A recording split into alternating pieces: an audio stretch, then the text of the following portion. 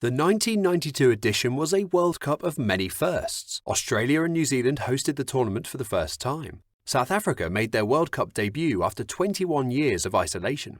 And it was the first to feature coloured clothing for players, white balls, black sightscreens, and floodlit cricket, as well as having television cameras at both ends.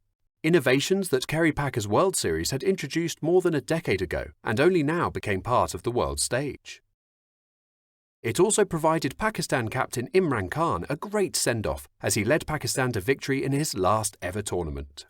For much of the tournament, however, Pakistan's prospects had looked bleak. During the round-robin stage, Pakistan had lost to the West Indies and beaten minnows, Zimbabwe, before the match against England at the Adelaide Oval. Batting first, Pakistan were bowled out for a paltry 74. England were cruising along to victory when it began raining heavily. The match was called off and both teams shared a point.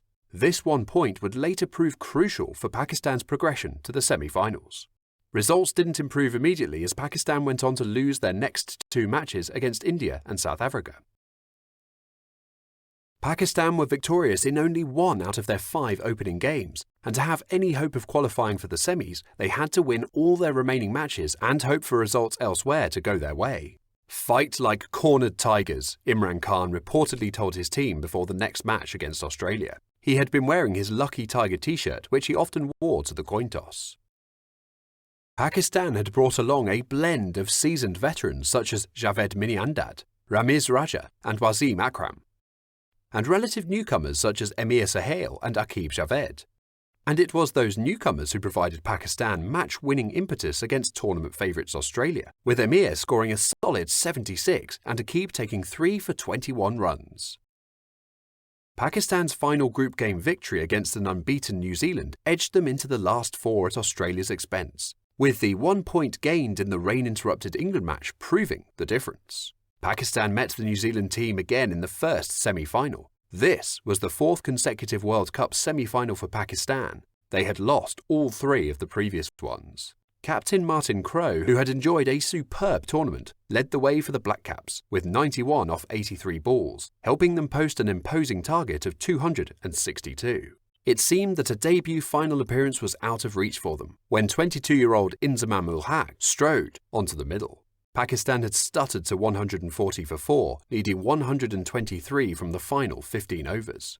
It wasn't long before Inzamam was dancing down the pitch to seamers and spinners alike, blowing New Zealand away with a blistering 60 off just 37 balls. Although Inzamam was given run out, Javed Miandad continued in his anchor's role, as he had throughout the World Cup, to guide Pakistan to the finishing line.